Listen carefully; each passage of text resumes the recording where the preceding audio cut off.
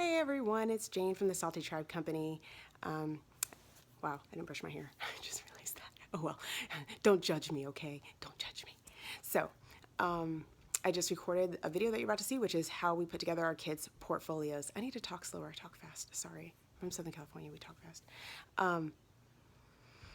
Put together the kids' portfolios is a question I get asked a lot about how we put our portfolios together, how we store all of our art notebooking pages. We use a binder to put everything in. I don't separate them by subject, which you'll see. And I'm hoping to just take it when they're filled up, which I think they are, not in this video. It's just I haven't finished laminating all the sheets because I've been busy.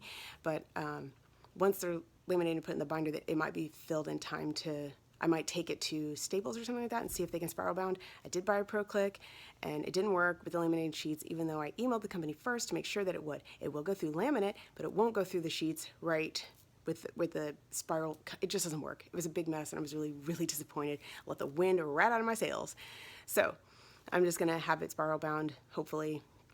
And then it won't take up as much space for my kids to have their portfolios. I don't want to have too many binders that I can't do that. We're minimalists and I don't want to store too many things. So they only put their best work in there. Not all of it goes in there. We use our, composition books for their like daily work, stuff that they're just writing down, copying Bible verses. And then if they want to write it all nice and do a little painting with it, then we'll put those on the cardstock pages for laminating for their portfolios. And we do this for all subjects. We used to do it for math too. More when we did our Waldorf-y type math, but we don't do that anymore because we do Math UC. So, yeah. So that's basically it. So here's how we do what we do. So here's an overview of everything that I use to make our kids' portfolios, and so here's basically everything used. So there's two hole punchers here, and I'll tell you why there's two and which one is better. These are samples of laminated work. These are stuff that I need to laminate. Laminating pouches. These are the 5 mil, but 3 mil is actually plenty. This is our laminator. And then here's the notebooks that we're using for the portfolios, right here. Okay, so these are some of the art notebooking pages that my kids have done. We use watercolors, markers, crayons, color pencils, watercolor pencils, whatever medium. And whatever, we do this for just about every single subject. Bible, history, writing, this is how they practice handwriting, grammar, English. So even though we use watercolors and other paints on these, it's not watercolor paper. It's just inexpensive cardstock from Amazon or Walmart. I think you get about 500 sheets for maybe $3 to $5, maybe $7. So that's some of the work. This is not laminated. And I got these laminating pouches. These are the thicker 5 mil.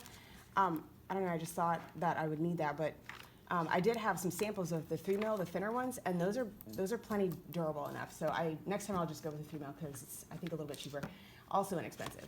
And the laminator that we use is just the Amazon one. This is under $20. And I waited on buying a laminator for forever because I wasn't sure what I would use it for or if I would use it enough.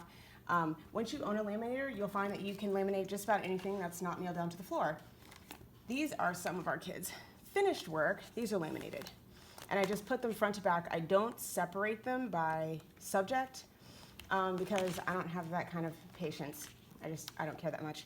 So, so we laminate them and then I put them in their portfolios, and they each have a 1-inch binder. And this is how I'll show you the right hole puncher and the wrong hole puncher. This hole puncher is the one I bought when we first started homeschooling. And it was fine then until I started laminating things. So when you put the laminated sheet in here, in this one, it blocks you on this side so that you can't get it even no matter which way you try to do it. It won't let you put the holes evenly spaced, which drives me crazy because then this happens. The laminated sheets stick up over the top of the binder and it makes my eye twitch and I can't unsee that. It's awful, I hate it. So I got this one, this is the swing line, and I'll link it, but this one lets you put the laminated sheet, see, I think we'll put it in this way, through here this way, and then you just line up the paper. You can see through it here, and then it very easily lets you hole punch it, and it goes through the lamination really easily. So, and then it won't be all funky when you put it in your binder. This is Aubrey's. So it'll go in Aubrey's. And you can have one, here's Everett's. So some of the stuff he just paints or writes. I don't know if that's glaring off the light. So all the subjects back to back. The only thing I sort of put in order is we're doing a unit on St. Patrick. And so we'll put the story in order just because we're doing it section by section as I read. And so that's the only thing that we'll put into an order. So what I'm hoping to do is once we fill up the binders, and we have a bunch more sheets in our homeschool closet that I need to laminate. But what I'm hoping to do is once these are full, is to take them to somewhere like Staples and just have them spiral bound so they have these portfolios that they can keep forever. And they put their best work in here.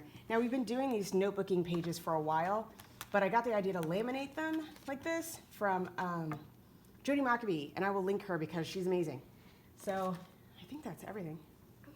Yeah, so I hope that answers everyone's questions. I know I get asked this question a whole lot, so I like it very simple, very easy, and I had a huge fiasco trying. I was going to use a Pro Click, and it also won't fit with the laminating sheets, even though I specifically emailed the company to see if it would fit. They were wrong, it didn't. So that's that.